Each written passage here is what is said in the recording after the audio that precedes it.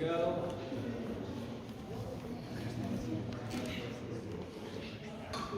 All right, he's declared action, so we're going, no matter what. Hey guys, Aris, Mackenzie helping out here at Jonathan's Social, and we talked a little bit about communication adjustments, I guess, to make dancing just a little more comfortable and to help you a little bit adjusting to different partners who might not be doing exactly what you want them to do. So we talked a little bit about connecting first.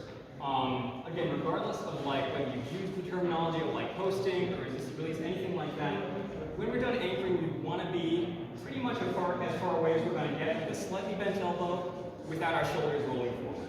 So the drill for that was getting comfortably close. Get our upper back muscles tight and have our fingers and arms relaxed. And we just kind of go backward until we reach this point again. No elbows straightening, no hunching over, and no like pulling like this, yeah? So once we did this, the next thing we did was get into the same place and then opening out to about like a 45-degree angle. And we said this is as far as we should ever get apart from each other, pretty much.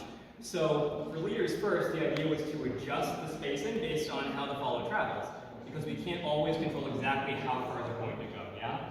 So using a sugar push, for example, if my follow barely moves, I'm going to want to back up, versus if they move really far, I'm going to want to come forward to follow them, yeah? Now the gauge we use for this is our elbow. We want to keep our elbow close to our body, about 4 or 5, so that if we want to anchor and just have our foot behind the other, we can do this without getting overextended, yeah?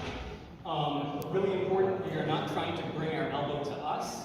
Like, I'm gauging this based on how far she's going, and I'm following my elbow with my body. Again, if I need to go further, I'll follow it. If I don't, I'll back up. So this is kind of how we gauge distance. A super easy way to adjust for this. Follows, your version is essentially going to be based on either timing, like if your leader's rushing, or if you don't really feel an anchor and they just kind of let you out really far, maybe if your leader's frame disengages, so let's say I don't give you an anchor, just keep on that. Like, if you're out here, you're probably going to get pulled on for the next pattern, right? So you just want to make sure that as you're backing up, you stop a little bit short of that ideal point. So if this is my ideal point here, I might just keep my elbow a little bit tucked into my side. And this means that if I do get pulled on, it's not going to be as dangerous to my shoulder. If my leader starts going early, I can let my arm go a little bit and then follow on time. Hopefully they'll catch on, yeah? So those were the adjustments in terms of like, thinking about elbows. Next thing we talked about was under rotation, because the other tool for follows here was turning into the shoulders. This accomplishes the same thing. Like if I'm squaring and shortening my elbow, I can also have like pretty much what I wanted to have connection-wise if I turn into my shoulders. This is under rotation, turning out to over rotation, and we did a little drill for that, just kind of finding out where that is comfortably, because not everyone will have like the frame engagement to do that as much as some other people. So finding our kind of like endpoint here for the anchor, starting with one arm and then like just opening out, just walking with our feet like this, and making sure we don't go so far that anything bad happens here, and then coming back in for under rotation, making sure that we pay attention to, show from this side, I guess, making sure that we pay attention to, as I stay engaged, I'm probably going to end up moving forward. Yeah, so it's not as simple as like rotating this way, because this tends to happen. So I make sure that the frame stays intact, and we might end up coming in this way, right? We do want to make sure this is still here. So a lot of it is just like under rotating only as much as you need. The next part was doing this, but getting as far away as possible, right? So like our idea is to make up the spacing to stay connected. But if I'm getting as far away as I can, I'm just making sure that there's no slack just as I'm arbitrarily turning in, yeah? So we talked a little bit about spacing with this. We used the example of underarm turn first, because it's a really natural place to under-rotate. So we had both leaders and follows barely move and find connection by like turning in here, yeah? So the way we did it was follows just barely past leaders and then stump, and we both just turn into our shoulders. From here we practice opening out. It's really important that this hand doesn't move towards her, and my shoulder stays intact. So as we open out to the side for like our anchor of 5 and 6, this doesn't move in this direction, yeah? So some leaders have the issue where if I think about turning from my middle, this hand's gonna move this way.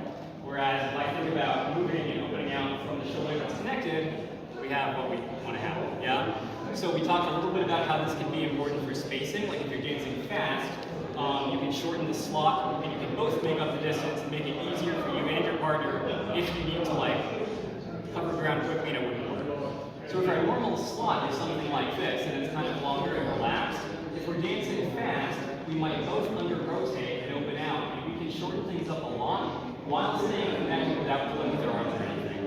And I promise that no one would run into each other at the Merc, at least you guys, anymore. Last thing was just a little bit about finger pressure. So talking about how leaders, even if we have the reflex to like mirror whistles or follows, as long as we don't lose connection, we don't have to.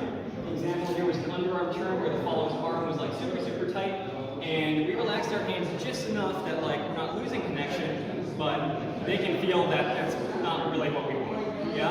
The next example for the follows now is a leader doing a sugar push, staying really tight, and the follow is just kind of like having the fingers relax as we triple through the anchor after that. The last thing, which was just for follows, was for both timing and spacing. So if you're getting pulled on by a leader, you can let your hand open slightly. So this is our normal connection.